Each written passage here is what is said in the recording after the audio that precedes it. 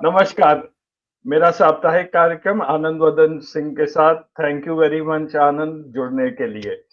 मैं सीधे आज सवाल पर आता हूँ। सोशल मीडिया भरा हुआ है ग्रॉक को लेकर और ये नए गुरु की तरह अब इन्हें माना जा रहा है। हर कोई हर मामले में अब ग्रॉक को कोट कर रहा है जैसे कि अल्टीमेट ट्रूथ वहीं से आ रहा हो।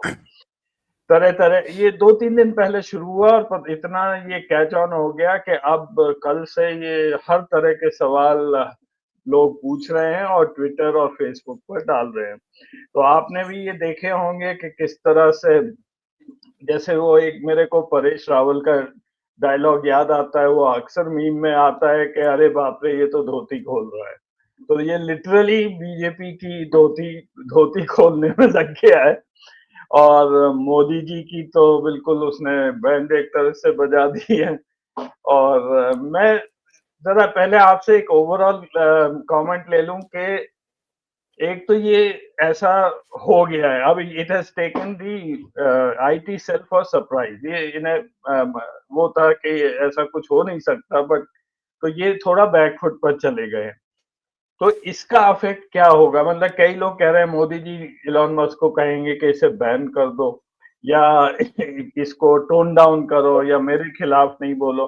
और दूसरे, does BJP have an alternate strategy कि ये अपना वो आईटी सेल ट्रोलिंग और ये जितना भी ये गलत मिस इन्फॉर्मेशन देते हैं, वो अब चलेगी नहीं। तो इनके पास और दूसरी स्ट्रैटेजी क्या है? आनंद।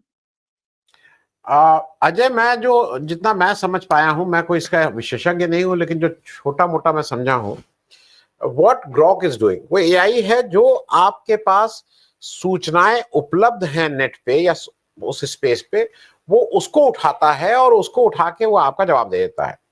जैसे मेरे यहाँ भी कुछ लोगों ने हंसी मजाक में भाई आनंद वर्धन सिंह डाला ऑथर, तो वो एक दे दिया कि आप क्या क्या क्या क्या क्या करते हैं, थर्ड आई करते हैं, ये करते हैं, वो करते हैं, रंजन। तो ऑल दिस आप कभी डाल देंगे तो आपका भी कुछ वो एक दे देगा। और उसकी इंटेलिजेंस को मतलब अभी तक तो मैं इम्प्रेस्ड हूं उससे, ऑनेस्टली स्पीकिंग, क्योंकि वो भाषा बेहतर करता है, वो आपको बहुत सी चीजें जो आपको अपने बारे में नहीं मालूम थी उसको सिलसिलेवार ले आता है, बहुत सी चीजें करता है। तो ये वही सूचनाएं आपको दे रहा है, ये कोई अपने घर से बना के नहीं दे रहा है, ये वो सूचनाएं दे रहा है जो ऑलरेडी वहां पे पड़ी हुई। अब वो अलग अलग चीजें हैं, कोई पेपर भी है, यहाँ पे भी है, सोशल मीडिया भी, सब तरह का है। एक चीज बहुत स्पष्ट हो गई है कि ये जो बीजेपी का आईटी सेल है, वो उसके पास कोई जो बीजेपी का आईटी सेल हमारे आपके स्कूल के ग्रुप हैं, हमारे आपके कॉलेज के ग्रुप हैं, हमारे आपके जो फैमिली ग्रुप्स हैं, वहां अगर आप देखिए तो जिसको हम बार बार कहते थे कि भाई जो हमारा और आपका अपने दोस्त मित्रों के ग्रुप में एक ही दिक्कत होती थी, हम कहते थे कि भाई तुम अपना कुछ भी लिखो, B original, right these things की ऐसे ऐसे ऐसे, ये रिटेलिंग का काम मत करो कि फैक्ट्री से माल बन के आया और उसको तुमने आगे ढकेलना शुरू कर दिया। नो, व्हाट इज हैपनिंग, जो मेरी समझ है कि जो आईटी सेल है वो फैक्ट्री थी। आईटी सेल कोई इंफॉर्मेशन की बेसिस पे नहीं करती थी कि सावरकर साहब को तमगा मिला था, बड़े अच्छे थे, तो वो वहां से उसने उठाया और फिर आपको उसने लिख के दिया। कि वो तो अपना एक कोई झूठ क्रिएट करती थी, कि वो झूठ ये भी है व्हाट्सएप पे कि कल के दिन ये देखा गया कि अजय प्रकाश और आनंद वर्धन अपने उसमें कान से बातें कर रहे थे और मुंह से सुन रहे थे। अब ये उन्होंने एक एक व्हाट्सएप बनाया और इसको आगे ढकेला। अब वो फैक्ट्री वाले लग गए, रिटेल, मतलब वो पहले लग गए, फिर कंज्यूमर लग गए, फिर वो रिटेलर लग गए, फिर हमारे आपके दोस्त मित्र लग गए, दे दनादन उसको करने लगे। वहां पे वो इंफॉर्मेशन कहीं से ली नहीं जाती थी, वो इंफॉर्मेशन अपनी थी, जो अपने क्लोज ग्रुप में ही घूमती थी, उसको कहीं और नहीं डाला जाता। तो व्हाट्सएप व्हाट्सएप व्हाट्सएप खेल करते हुए उसकी एक मियाद होती थी, वो खत्म हो जाती थी। फिर दूसरा, अच्छा, ये चूंकि रोज सुबह आपको 1000 2000 4000 इस तरह के व्हाट्सएप पुश करने हैं, तो ये फैक्ट्री जनरेटेड झूठ की, जिसको झूठ की फैक्ट्री में जनरेटेड कुछ एक चीजें थी जो एक फिक्स रूट पे ही चलती थी, वो सबके कंजम्पशन के लिए नहीं थी। अगर आप उस व्हाट्सएप में नहीं है तो आपको वो पहुंचेगा नहीं। लेकिन वो इतना उसको, क्योंकि उन्होंने व्हाट्सएप पे भी बहुत काम किया था, अपने ग्रुप्स बनाए थे, एक एक व्यक्ति कुछ ग्रुप्स को हैंडल करता था, उसके ऊपर एक और करता, तो वो व्हाट्सएप खेलते थे। अब अगर आप गूगल करिए और ये करिए कि इसमें क्या हुआ, तो वो इंफॉर्मेशन नहीं आती थी। अच्छा, व्हाट्सएप का एक मतलब क्या हो गया था, लोग कहते थे व्हाट्सएप हाउस में आया, मीडिया में आया, सोशल मीडिया पे आया। WhatsApp was taken as social media का कोई मतलब ऑथेंटिक सोर्स के तौर पे। पहली चीज तो ये कि वो कल ही खुल गई है। तो जब कहीं रिटन कोई डॉक्यूमेंटेड फैक्ट के इसकी बात आती है, तो उसके सामने इन लोग बिल्कुल बेबस होकर खड़े नजर आते हैं, चाहे वो गुजरात का दंगा हो, चाहे वो सावरकर जी की माफी हो, चाहे वो मोदी जी के कितने 100 मिलियन की 1000 मिलियन, मालूम नहीं क्या फिगर वो कहते हैं कि मेरे इतने मिलियन फॉलोवर हैं, वो उसपे भी वो बोल रहा है ग्रॉक, वो उसपे भी कह रहा है कि इसमें से 68% की 67% फेक है। तो वो जरा दूध का दूध पानी का पानी कर दे रहा है, जिसको कहते हैं कि पोल पट्टी खोल दे रहा है। अब जो दूसरा पार्ट आप ये पूछ रहे हैं कि इसको कैसे रोकेंगे, एलन मस्क अगर ये काम कर रहे हैं तो अब सबको पहले ये उम्मीद थी कि ये तो अपना घर का आदमी, अजय दोस्ती की बात है, अजय के उससे चल रहा है, आनंद वर्धन कहेंगे कि भैया अजय ये क्या कर रहे हो यार, बंद करो, तो अजय बंद कर देंगे तुरंत, अरे अरे दोस्ती है। यहाँ दोस्ती वोस्ती कुछ नहीं है, ये शुद्ध व्यापार है। दूसरा, मुझे दो चीजें लगती हैं। नंबर एक, अगर वो यहां से जो हलचल हुई है इसको सुना है, इसको लेके कोई मीटिंग वीटिंग भी हो रही है कि इसको कैसे करें, तो Elon Musk will charge his price, उसका एक कीमत होगी जो वो वसूलेंगे। अब वो कीमत आप रक्षा सौदे के रूप में देते हैं, क्या देते हैं मुझे नहीं मालूम। दूसरा जो मुझे लगता है कि as a tactics also Elon Musk साहब इनको थोड़ा अनकंफर्टेबल करने के लिए, क्योंकि अगली जब बार्गेनिंग कहीं हो तो ये थोड़ा बजाय एट ईज रहने की थोड़े गार्डेड रहे कि यार ये तो और पोल पट्टी खोल देगा, इसको जरा ठीक से रखो, ये इनको अनसेटल कर दो। It can be their strategy also, they purposely उन्होंने इसको अनसेटल करने के लिए किया। क्योंकि जो मेरे यहाँ जो मेरी बात हुई हम लोगों के, जो समझे हम लोग कि ये एलन मस्क के लिए बहुत आसान काम है कि उसमें सर्च इंजन या जो भी उसका सर्च ऑप्टिमाइजेशन है, जो जिस तरह से भी वो काम करता है एआई, उसमें केवल यही सब डालना है ना, मोदी, गुजरात रॉयट्स, तड़ीपार, ये सारे पे कुछ आए तो मत करो। वो तो बहुत मुश्किल लॉजिक नहीं है, आप भी समझ सकते हो कि अगर उसमें कुछ लॉजिक, आप तो सीएमसी वाले हो, कुछ लिखना होगा तो वो एक बहुत साधारण सा काम है जो तुरंत किया जा सकता है।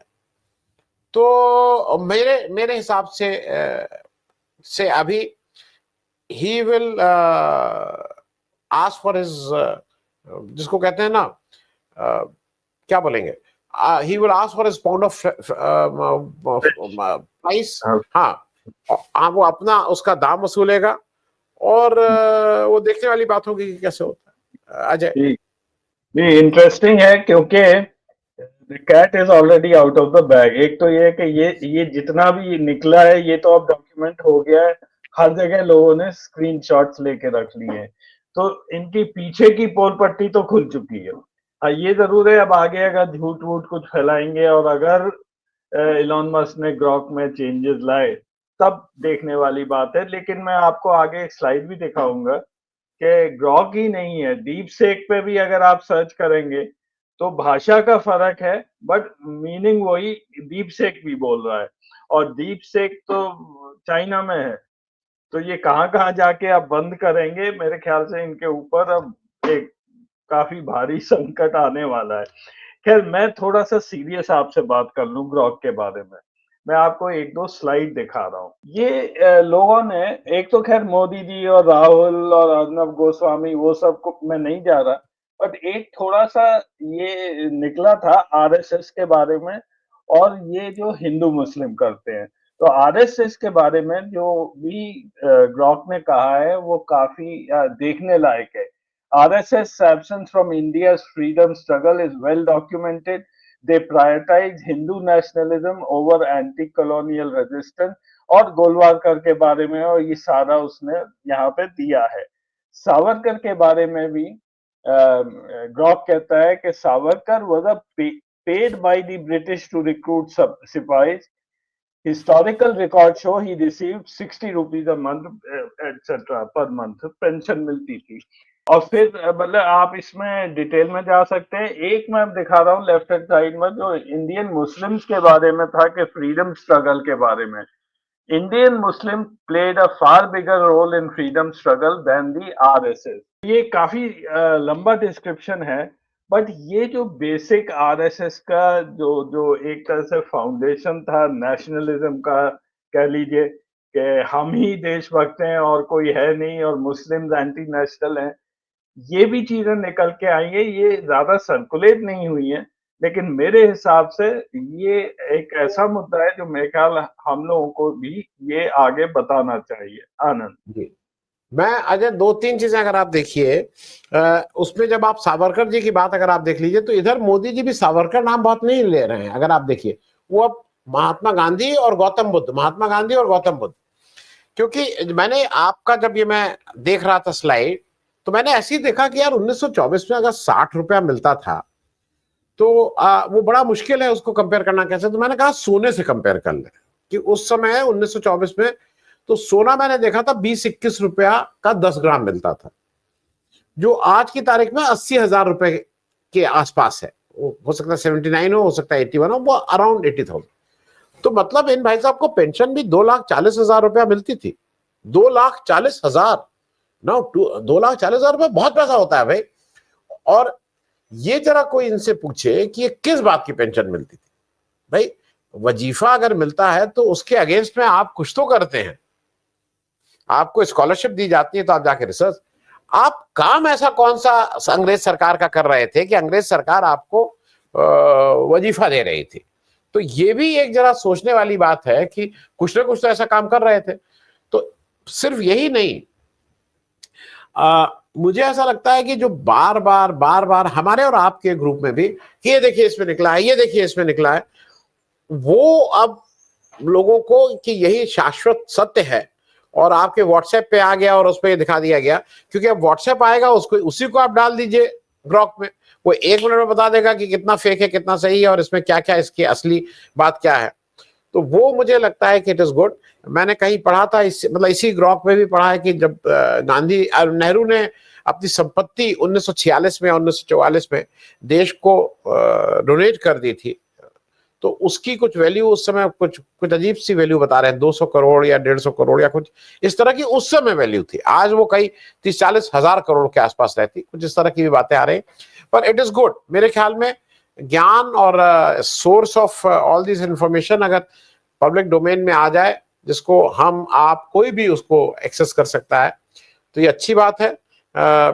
मैं ये नहीं कह रहा हूं कि सब कुछ उसमें हो सकता है कि 90% सही हो, 95% सही हो, 99% सही हो, लेकिन वो कोई 10% सही नहीं है। और दूसरा ये है कि वो मैटर ऑफ ओपिनियन में आप कह सकते हैं कि 10% उसका अपना ओपिनियन है। फैक्चुअली जहां तक फैक्ट की बात है, उसमें अभी तक मैंने ग्रॉक में या एआई में या चैट जीपीटी में कहीं पे भी ये नहीं देखा कि वो फैक्ट पे रॉन्ग है।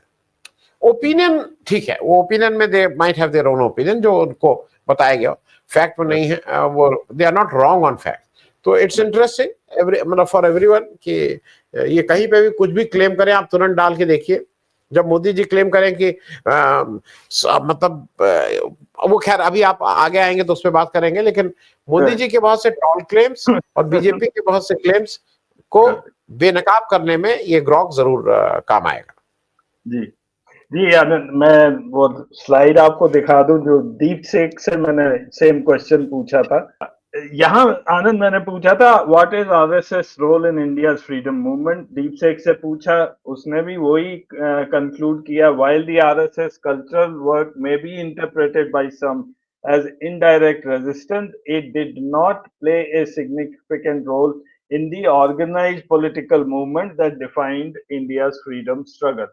तो यहाँ पे भी मतलब दूसरे एआई टूल्स जो हैं वो भी इसी तरह की ही इंफॉर्मेशन अब देने लगे हैं। तो अगर मोदी जी एक को रोकेंगे तो मेरे ख्याल से ये बात इतनी फैल गई है कि ये कहीं ना कहीं से तो आती रहेगी। तो ये अब उनके सर पड़ गई है ये प्रॉब्लम। अब मैं आता हूँ आज का दूसरा विषय पर।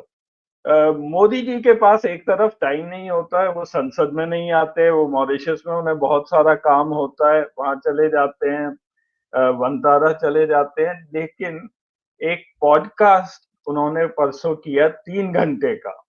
3 घंटे ये बैठ के गपशप लगाते रहे, एक व्यक्ति से जो जब तक उसने पॉडकास्ट नहीं किया है, वो ज़्यादा हम लोग उसको जानते नहीं थे हिंदुस्तान में, उसका नाम अभी सुना है लोगों ने, ये कौन है जो पॉडकास्ट कर। तो ये मैं क्वेश्चन आपसे बाद में पूछूँगा, बट ये क्या मेंटालिटी है मोदी जी की कि क्या ये अब एग्ज़िट मोड में आ चुके हैं कि इन्हें पता है सितंबर तक है, कुछ महीने बचे हैं। मतलब he doesn't appear serious at all. Parliament नहीं आना, गवर्नेंस नहीं करना, इधर जाना, उधर जाना, और ये पॉडकास्ट में बैठे हुए 3 घंटे तक बेकार की बातें कर रहे हैं। आनंद। वो अजय उसी तरह की बात थी आज। हालांकि आज मैं वो एक आपको करेक्ट कर दूं, आज मोदी जी पार्लियामेंट आए थे और उन्होंने महाकुंभ पे अपना वक्तव्य दिया। और वही वक्तव्य वो 15 मिनट बोले चाहे 1.5 घंटा बोले, आप जब बाद में कहो तो कि इसमें बोले क्या। और गंगा की निर्मल कल कल कल कल बहती हुई धारा, और गंगा हिमालय से उतरा हुआ शीतल शीतल जल, और मतलब वो आपका कंटेंट कुछ नहीं है। कल कल धारा, शीतल जल, गंगा मैया, मैं उनका पुत्र, और सबको वो, और अब हम लोग एक स्वर में, एक देश मान। ही हैज नथिंग टू से on that and he just pass time and he was absolutely, वो अब उससे भागते हैं। 2-3 चीजें मुझे लग रही हैं कि ये वाला जो जो आप इस पॉडकास्ट की बात कर रहे हैं लेक्स फ्रिडमैन में, ये लेक्स साहब का इसके बाद ये बहुत से लोगों ने शेयर किया, आपने मतलब इवन ट्रम्प भी इसमें।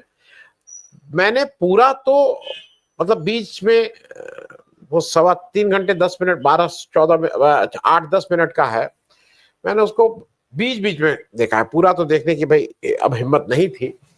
मेरे ऑफिस में किसी ने उसको काफी देर तक देखने की भी कोशिश की गई। लेकिन एक चीज बिल्कुल क्लियर है कि ये वाला जो जो वो है ना, उसमें मोदी जी ग्लोरिफिकेशन के अलावा जो उसका जो सबसे बड़ा पर्पस मुझे लगा, वो ट्रम्प को ग्लोरीफाई कर रहे हैं।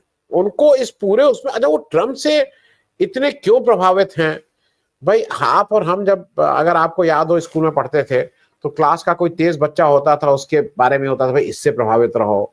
फिर आप बड़े हुए, आपके माँ बाप को यार वो बहुत अच्छा लड़का है, वो बहुत ठीक है, वो झूठ नहीं बोलता है, वो सिगरेट नहीं पीता है, तो उनके साथ उस ग्रुप में रहा करो। ये भाई साहब ट्रम्प जी से इतना प्रभावित क्यों है, मतलब ये तो बता रहे हैं वो बिल्कुल रोल मॉडल है, हम दोनों मतलब एक जैसे हैं, हमारा बिल्कुल एक जैसा है, जैसे वो सोचते हैं वैसे मैं सोचता हूँ। He thinks America first, I think India first. और मैं तो हरदम दंग रह जाता हूँ, उनके ऊपर भी अटैक हुआ, मेरे ऊपर भी अटैक हुआ। मतलब ये केवल ट्रम्प नामा ही उसमें रहा है। ट्रम्प चालीसा वो पढ़ के जो आते हैं, वो इतना ज्यादा ट्रम्प भक्ति करने की क्या जरूरत है। मुझे लगता है कि थोड़ा देश का स्वाभिमान भी अगर वो रखे होते तो वो ठीक रहता। दूसरा, ये जो इन्होंने ये जितने पॉडकास्ट कर रहे हैं, ये देखिए ये पब्लिक डोमेन में अगर आने की बात है तो इन सारे उसको किसी जर्नलिस्ट को करना चाहिए। मोदी जी ने आज तक जर्नलिस्ट से बात ही नहीं की है, या वो कुछ जर्नलिस्ट को बुला के उनसे कहते हैं कि ये पूछो कि मोदी जी आप थकते नहीं हैं, मोदी जी आपकी एनर्जी कहाँ से आती है, मोदी जी आप क्या खाते हैं कि आप इस तरह की वाहियात बातें पूछो। लेकिन जो मेजर इनके हैं वो प्रसून जोशी, अक्षय कुमार, हुकामत, ये लेक्स, यही सब लोग इनको करते हैं। अब Lex is a business, as a scientist, Kamath was a businessman. और उनसे 3-3.25 घंटे जब ये बात कर रहे हैं, मेरे दफ्तर में एक किसी ने लिखा भी है, मेरे साथी ने, लोग अब 2 घंटे की पिक्चरें नहीं देखते हैं, ज्यादा हो गई ज्यादा हो गई ज्यादा हो गई। मोदी जी की पिक्चर 3-3.25 घंटे देखी जा रही है, तो वो तो ठीक है, उसको तो देखा, आपको सबको जिसको कहते हैं ना पीट पीट के देखना पड़ेगा, देखो, और देख के फिर उसमें कुछ वो करेंगे कि यहाँ से बताओ कि तुमने पूरा देखा कि नहीं देखा। लेकिन वो 3.25 घंटे में रिकॉर्ड नहीं हुआ होगा जब मेरी जो समझ है, क्योंकि अगर आपने उसको देखा है तो मोदी जी हिंदी में जवाब दे रहे हैं, लेक्स अंग्रेजी में क्वेश्चन पूछ रहे हैं। तो ये मानी हुई बात है कि जब मोदी जी जब हिंदी में जवाब दे देते होंगे तो वो पूरा अंग्रेजी में ट्रांसलेट करके उनको बताया जाता होगा लेक्स को, क्योंकि वो एक कंटिन्यूटी है।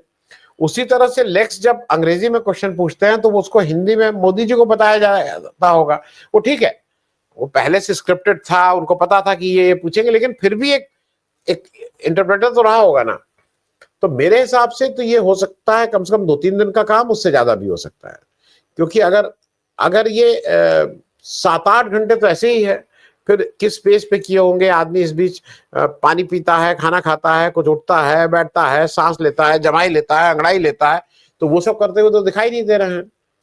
तो अच्छा, वो एक भी पल्लू इधर से उधर नहीं हुआ है, वो बिल्कुल मतलब जैसे था पल्लू वैसे ही है।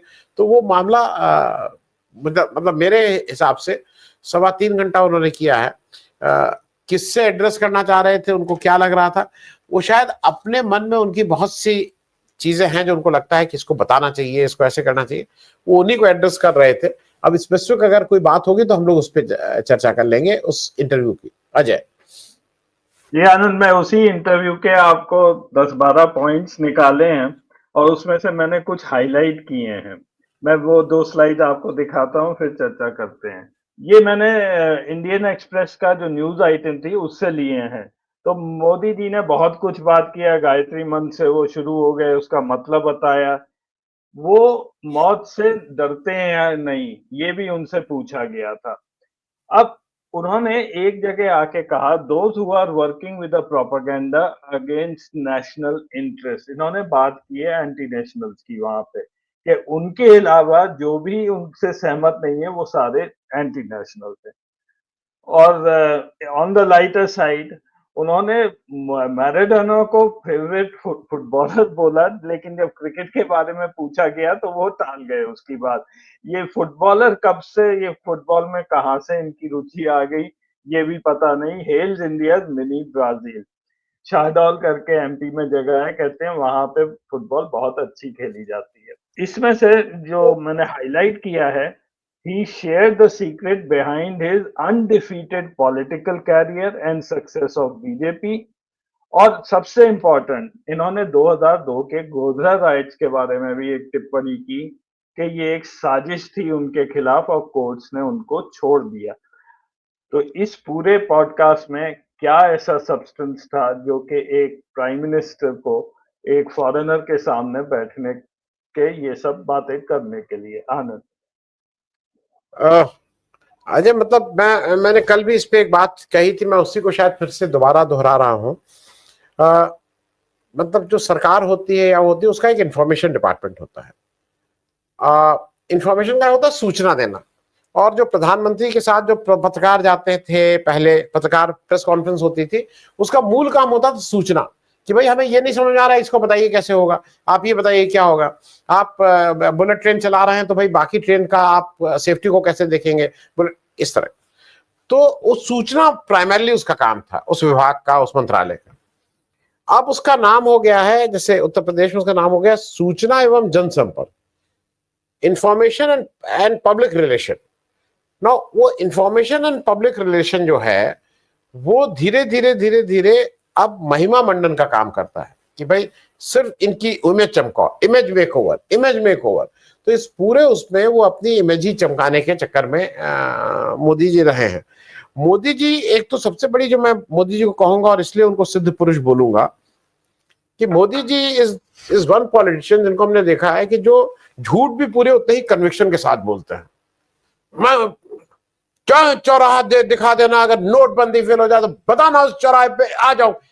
कहा चौराहा अभी तक गायब, मतलब झूठ का।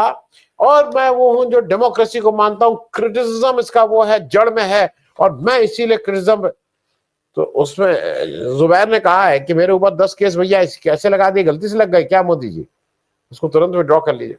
तो Modi ji is one who without मतलब बिना पलक झपकाए भी वो अपनी झूठ बोलना में उनको कोई दिक्कत नहीं है। तो पहली बात तो मैं यहां से शुरू करूं। दूसरा जो आपने कहा ना कि इन्होंने वो नई नई तरह की चीजें बोल रहे थे, और उसमें एक चीज तो सबसे बड़ी है कि बड़े बड़े इन्होंने वो सारे प्रश्न वहां उसको दिए थे जिसके बारे में लोग पूछते रहते हैं।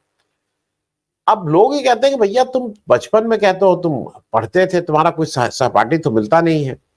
फिर तुम कहते हो तुम घर से निकल गए थे और हिमालय में चले गए थे। तो हिमालय में कहीं गए, किसी से मिले, क्या किए क्या नहीं, उसके बारे नहीं नहीं नहीं मैं उसको बताना नहीं चाहता हूं। मैं उसको मतलब घर में क्या क्या हो जाता था, मगरमच्छ पकड़ के ले आते थे, ये तो बताना चाहते हैं। चाय बेचते थे बताना चाहते, लेकिन हिमालय में जो है वो मैं नहीं बताना चाहता हूं मैं क्या करता था। कोई ऐसा वैसा उल्टा पुल्टा काम कर रहे होगे तब बात दूसरी है, क्योंकि आदमी गलत काम ही नहीं बताता है। लेकिन अगर कोई भी आदमी, मतलब ये मैं इसलिए कह रहा हूं कि आप आज प्रधानमंत्री है, आपसे लोग इंस्पायर होते हैं। आप बताइए, मैं तो था 4 साल में रहा, मैंने कुछ खाया पिया नहीं, मैं तो हिमालय में एक ही टांग पे खड़ा होकर मैं तपस्या कर रहा था और मैं कह रहा था कि देश शक्तिशाली हो, और उसी की तप का नतीजा है कि आज देश इतना शक्तिशाली हो गया है। वो इस तरह की बातें कुछ करते, उस पर बिल्कुल साइलेंट। उस पे बिना, जब वो इनसे पूछता है क्या करते उसको धीरे से डक करते हैं क्वेश्चन को, कुछ और इधर उधर उधर करके धीरे से बाहर निकल जाते हैं। दूसरा, जब इनसे गुजरात पे क्वेश्चन पूछा गया 2002 के बाद, तो उसको बताते हैं 250, इससे पहले 250 नंगे हुए थे गुजरात में। क्वेश्चंस डक करते हैं, मतलब लंबे लंबे जवाब देते हैं, बहुत धीरे धीरे के गति से देते हैं, कंटेंट कुछ नहीं है। तो मेरे हिसाब से जो मैं समझता हूं कि सारा उनका जो फोकस था और उनका जो सबसे बड़ा टेक अवे था वो ये था कि ट्रंप जी को ठीक से अब उसको क्या बोलेंगे, मैं वो शब्द यूज नहीं करना चाह रहा हूं, दर्शक अपने आप समझ जाएंगे। अगर आप किसी के सामने उसका बहुत महिमा मंडन करते हैं, उसके बाद तारीफ करते हैं, तो उसको क्या बोला जाता है, दर्शक अपने आप समझे, हम और आप उसमें क्यों बोले। ट्रंप लगातार इनके जहन में चढ़ा हुआ था, लेकिन एक जगह एक दो चीजें ऐसी ही हुई हैं जो थोड़ा देश के लिए हितकारी नहीं है, जो इन्होंने वहां बोला है। जब ये चीन से बोल रहे हैं ना कि चीन से तो हमारा यह है कि हम इसको प्री 2020 पे लाना चाहते हैं, तो इसका मतलब 2020 से पहले के जो डिस्प्यूट थे वो आपने सेटल कर लिए, क्योंकि चीन तो तब भी घुसा था, आपने तो कहा था ना घुसा है ना घुसा था। एक मैं इस पे इसलिए बात कर रहा हूं कि है। दूसरा, जब ये कहते हैं कि एक समय चीन और भारत की जो सभ्यताएं थी वो बिल्कुल एक जैसी थी, और हम लोग विश्व का 50% से ज्यादा जीडीपी हम लोग कंट्रोल करते थे। जो मेरी समझ है, संस्कृति और सभ्यता और कल्चरल उसकी जो एक तरह की बात है, वो शायद हमारी पाकिस्तान से ज्यादा मिलती है बनस्पत चीन से, जो मेरी समझ है और जितना मैं जानता हूं। उसके बारे में आप कुछ नहीं बोल रहे हैं। आप तो चीन से आप बता रहे हैं कि हमारा कैसे कैसे था। दूसरा, जब आप कह रहे हैं कि 50% आपकी जीडीपी आप और चीन मिलकर दुनिया का कंट्रोल करते थे, तो जरा आगे वाला सेंटेंस भी तो बता देते कि वो किस पीरियड में कंट्रोल करते थे। अकबर तो आपके हिसाब से विदेशी था, अकबर, औरंगजेब, ये वो मुगल पीरियड था जिस समय आपकी जीडीपी थी वो ऑल टाइम हाई थी। तो उसको बोलने में क्या हर्ज था, उसको क्यों नहीं बोलते, उस पर आप साइलेंट हो जाते हैं। तो मोदी जी कन्वीनियंटली जो जो उनको ठीक लगता है वो अपने हिसाब से उनको लगता है कि लोगों को क्या बेवकूफ बनाया। लेकिन मुझे लगता है कि अब लोग बेवकूफ नहीं, अब लोग समझ रहे हैं कि कहाँ क्या हो रहा है। और अब इस तरह के इंटरव्यूज देने से, इस तरह के वो होने से मोदी जी को अब जल्दी कोई उनका विश्वास नहीं करेगा। पीपल विल नॉट फील कि ये भाई जो कह रहे हैं वो हो जाएगा, या इनके वो अब साफ हो गया है कि केवल सत्ता को किस तरह से अपने पास बचा के रखो, वही अंतिम ध्येय है। Ajay ji Anand, thank you very much time निकालने के लिए। आज प्रोग्राम यहीं खत्म करते हैं, फिर मिलेंगे हम अगले हफ्ते। Thank you very much Anand. Thank you Ajay.